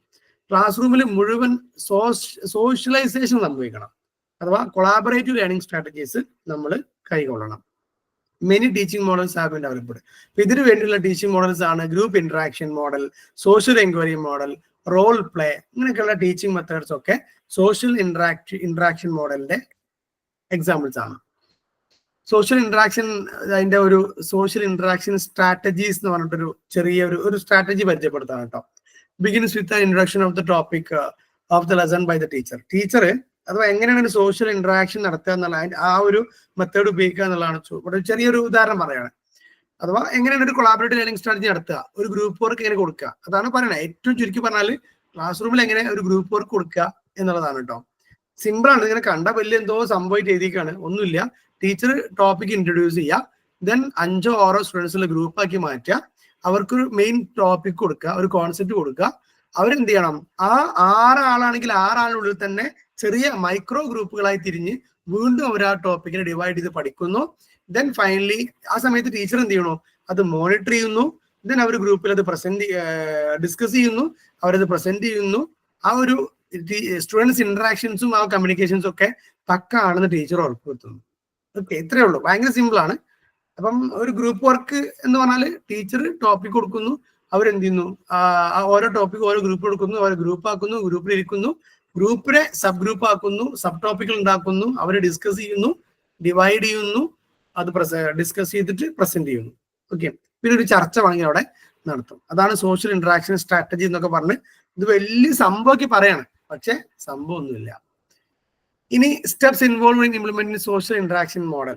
Social interaction മോഡലിൽ വേണ്ട സ്റ്റെപ്പുകൾ പറയാം കേട്ടോ. ഒന്ന്, ടീച്ചർ ഇൻട്രൊഡ്യൂസസ് ടോപ്പിക്. നേരത്തെ പറഞ്ഞ അതിന്റെ ഒരു ബാക്കി തന്നെയാണ് കേട്ടോ. Teacher introduces topic. 2, students group in to teams, അഥവാ അവർ ഗ്രൂപ്പിൽ ഇരിക്കുന്നു. 3, members in each team discuss, negotiate, compromise and explain concept. അവർക്ക് കിട്ടുന്ന കോൺസെപ്റ്റ് അവരെന്ത് ചെയ്യുന്നു, ഡിസ്കസ് ചെയ്യുന്നു, അതിനെ സബ് ഗ്രൂപ്പുകളാക്കി മാറ്റുന്നു. 2 to 3 സ്റ്റുഡൻസിന്റെ സബ് ഗ്രൂപ്പ് ആക്കുന്നു. Then students of each group assess how far they have committed their work. എത്രത്തോളം വർക്ക് ചെയ്യുന്നു, അല്ലെങ്കിൽ എത്രത്തോളം അവർ ഡിസ്കഷൻ നടത്തി നോക്കി അവർ അസസ് ചെയ്യുന്നു. ദെൻ അവർ പ്രസന്റ് ചെയ്യുന്നു. ടീച്ചർ എന്ത് ചെയ്യാണ്, എന്തെങ്കിലും ഫാക്ടോ കോൺസെപ്റ്റ് ഒക്കെ ഉണ്ടെങ്കിൽ അത് എക്സ്പ്ലെയിൻ ചെയ്യുന്നു. എന്തെങ്കിലും പറഞ്ഞു ആരെങ്കിലും? ഹലോ, ഇല്ലല്ലോ. ഓക്കെ, ഞാൻ കേട്ട പോലെ തോന്നിയ. അപ്പം ഇത് നേരത്തെ പറഞ്ഞതിന്റെ വേറെ രൂപം അത് തന്നെയാണ് കേട്ടോ, സംഭവം സെയിം ആണ്. ഇനി 3 പേഴ്സണൽ ഡെവലപ്മെന്റ് മെത്തേഡ്സ്. ഇപ്പൊ എന്താ പറഞ്ഞു കൊടുക്കണേ, ഇത് കണ്ടോ, information processing model, social interaction model, മൂന്നാമത്തെ പേഴ്സണൽ ഡെവലപ്മെന്റ് മോഡൽ. ഇതിൽ give more importance the instructional goals of the affective domain ആണ്. കുട്ടിന്റെ അഫക്റ്റീവ് ഡൊമൈൻ അഥവാ കുട്ടിന്റെ മൈൻഡ്, അവന്റെ മോട്ടിവേഷൻ, സെൽഫ് എസ്റ്റീം, അതിലേക്കാണ് ഇവിടെ. അപ്പൊ അതിനെ ടച്ച് ചെയ്യണം, അതിനെ ഡെവലപ്പ് ചെയ്യാൻ കഴിയണം എന്നുള്ളതാണ് ഇവിടെ പറയുന്നത്. emphasizes that the student should develop positive and productive relation with their environment. പരിസ്ഥിതിയുമായിട്ടും ക്ലാസ്സുമായിട്ടും ടീച്ചറുമായിട്ടും എല്ലാവരുമായിട്ടും ഒരു മാനസിക ബന്ധം, ഒരു അടുപ്പം കുട്ടിക്ക് ഉണ്ടാവണം. Okay. Shape their unique individuality for realising the personal goals. അങ്ങനെ അവരുടെ യുണീക്കായ ഇൻഡിവിജ്വാലിറ്റി എക്സ്പ്രസ് ചെയ്തിട്ട് വേണം അവർക്ക് ഒരു ഗോളിലേക്ക് എത്താൻ. This model Accord priority for the development of self esteem. ഓരോ കുട്ടിയെ എന്ത് ചെയ്യാണ്, അവന്റെ സെൽഫ് എസ്റ്റീമിലേക്ക് എത്തിക്കുന്നു, സെൽഫ് എഫിക്കസിയിലേക്ക് എത്തിക്കുന്നു, understanding self, ones own feelings. അപ്പോൾ ഒരു സെൽഫ് ആക്ച്വലൈസേഷൻ എന്നുള്ള ഒരു സ്റ്റെപ്പിലേക്ക് കുട്ടിയെ എത്തിക്കുക എന്നുള്ളതാണ് പേഴ്സണൽ ഡെവലപ്മെന്റ് മോഡലിൽ ഉദ്ദേശിക്കുന്നത്. So in this family of model call Rogers non direct teaching model is important ആണെന്ന് പറയുന്നുണ്ട്. അത് ഇതിൽ നമ്മൾ നേരിട്ട് പഠിച്ചിട്ടില്ല, ഇനി പഠിക്കുമെന്ന് അറിയില്ല. Then several teaching models have been developed. ഈ ഒരു പേഴ്സണൽ ഡെവലപ്മെന്റ് മോഡൽസ് ഓരോ വ്യക്തിന്റെയും self esteem, self efficacy, understanding self, അല്ലെങ്കിൽ one's own feelings and positives and negatives, ഓരോ കുട്ടിയിലേക്കുള്ള സെൽഫ് അസസ്മെന്റിലേക്കുള്ള എത്തിക്കാൻ വേണ്ടിയിട്ട് awareness training model, conceptual system model എന്നൊക്കെ പറഞ്ഞ 2-3 മോഡലുകൾ അവിടെ പറയുന്നുണ്ട്. ഇത് ആക്ച്വലി ഈ ഒരു കുറെ മോഡൽസ് കുറിച്ചൊന്നും എക്സ്പ്ലെയിൻ ചെയ്ത് പഠിക്കാനൊന്നുമില്ല, എക്സാമ്പിൾസ് ഒന്ന് നോക്കി വെക്കുന്നത് നല്ലതാണ്. 4 ബിഹേവിയർ മോഡിഫിക്കേഷൻ മോഡൽ, അഥവാ ഒരാളുടെ ബിഹേവിയർ മോഡിഫൈ ചെയ്യുന്നു എന്നുള്ളതാണ്. BF സ്കിന്നർ പറഞ്ഞ പോലെ all educational activities are mean for modifying peoples behaviour. വിദ്യാഭ്യാസം പറഞ്ഞാൽ തന്നെ ഒരാളുടെ ബിഹേവിയർ മോഡിഫൈ ചെയ്യുക എന്നുള്ളതാണ്.